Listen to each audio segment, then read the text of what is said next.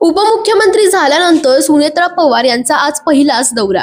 आज त्या सातारा जिल्ह्याच्या दौऱ्यावर आहे. सकाळी 11 वाजता सुनेत्रा पवार कराड येथील प्रीती संगम बाग येथे जाणार असून तेथे राज्याचे माजी मुख्यमंत्री स्वर्गीय यशवंतराव चव्हाण यांच्या समाधीस्थळी पुष्पमाला अर्पण करून आदरांजली वाहणार आहेत.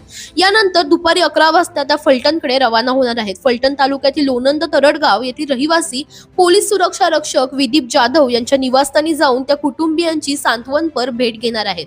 बारामती येथे 28 जानेवारी रोजी झालेल्या विमान अपघातात उपमुख्यमंत्री अजित पवार यांच्यासह 5 जणांचा मृत्यू झाला होता. या अपघातात अजित पवार यांचे पोलीस सुरक्षा रक्षक विदीप जाधव यांचाही दुर्दैवी मृत्यू झाला होता. विदीप जाधव यांच्या निधनानंतर त्यांच्या कुटुंबावर मोठा आघात झाला आहे. त्यांच्या मागे आई वडील, 14 वर्षांची मुलगी आणि 9 वर्षांचा मुलगा असा परिवार आहे. अपघाताच्या वेळी त्यांचे आई वडील मूळ गावी होते. सुनेत्रा पवार या विदीप जाधव यांच्या दोन्ही चिमुकल्या मुलांना भेटून त्यांचे सांत्वन करणार असून त्यांच्या दुःखात सहभागी होणार आहेत.